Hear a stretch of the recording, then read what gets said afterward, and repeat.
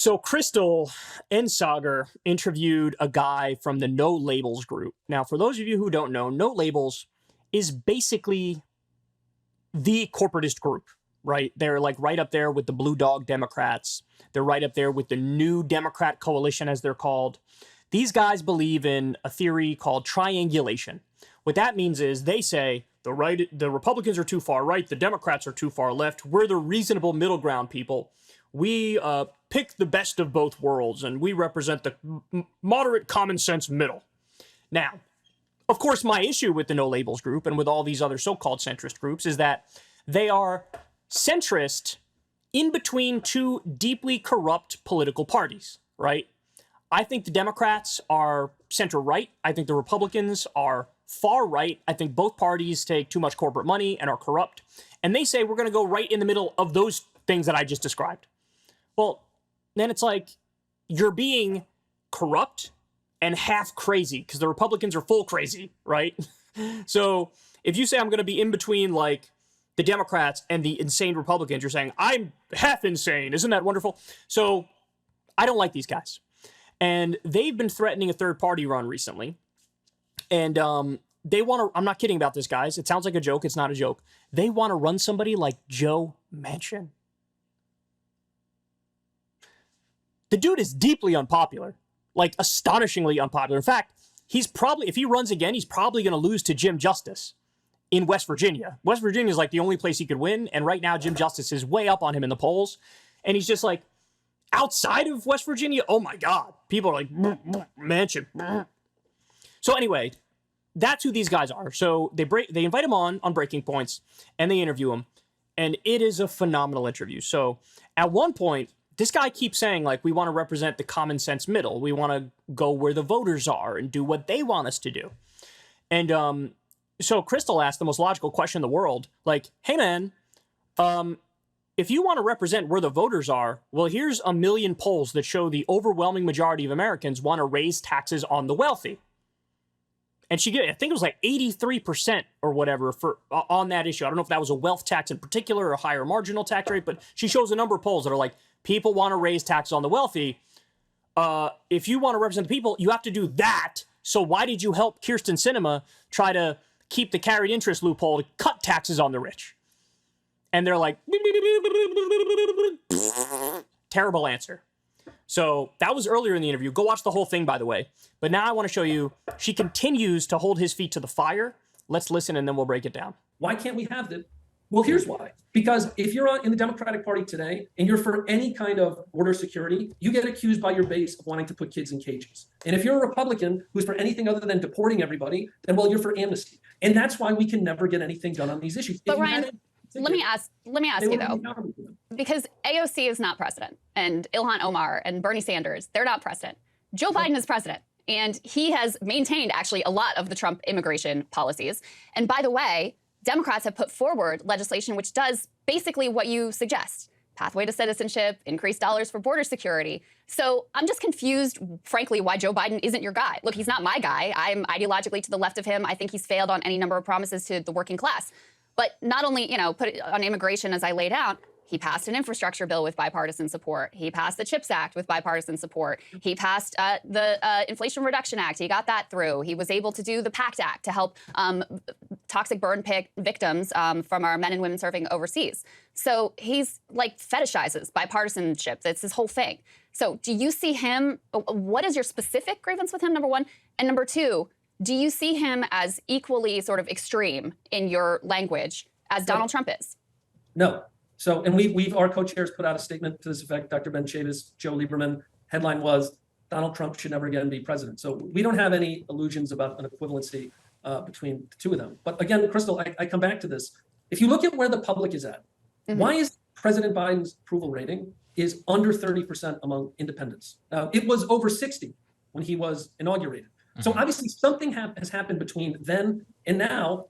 And in our view, when we look at our polling, some of that is he probably hasn't governed as the unifier that the public expected. Well, actually, I mean, when his approval ratings were the highest, were at the beginning of his administration when he was doing the most and taking the most, with the stimulus at the beginning, dealing with the end of the pandemic, cutting checks to American citizens. that's when his approval rating was the highest. When he has, sort of taken a step back and obsessed over bipartisanship and dug in his heels and not done a whole lot, that's when his approval rating falls off a cliff. So the idea that the move is to the center, that there needs to be more like the bipartisan infrastructure deal type of stuff, well, they already did that. It clearly didn't give Biden much of a bump in the polls. So I would just dispute, I think we have a very large difference of opinion about the frustrations that the American people have with Joe Biden in particular. God damn, bro. Now look, I'm biased. I'm as biased as one can get on this. You all know I'm now officially a wife guy, and she's my wife. But even just calling balls and strikes, man, she's right. Her argument is, hold on, you say we're obsessed with bipartisanship, we're obsessed with being moderate and centrist. Well, Joe Biden has to be your guy because he's obsessed with bipartisanship. He's moderate, he's centrist.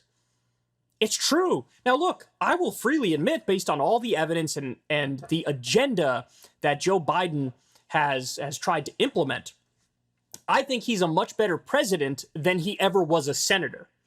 When he was a senator, he was further to the right. He wanted to cut Social Security. He wants to cut Medicare. He's on the record as such, right? As president, he said no cuts to Social Security, no cuts to Medicare. And thank God in the debt ceiling deal, he didn't agree to that. He, supported NAFTA, supported the Iraq War as a senator. He was more right wing as a senator, but it's still definitely fair to call him a centrist, a corporate centrist. I mean, ultimately, the IRA was a shadow of what Build Back Better was supposed to be. And to Krystal's point, well, when Biden had the high approval rating, when was it the highest? I believe the number was 52%, and it was immediately after he cut $1,400 checks to people. Wow, would you look at that? When you do something for the American people, they will say, I kind of like him. He's kind of cool. I'm kind of down with Biden at this point in time. And the less he did, and by the way, his new chief of staff, it's now this guy named Jeff Zients, who's a total corporate hack lobbyist. With this guy in charge, Biden's approval rating keeps plummeting more and more and more.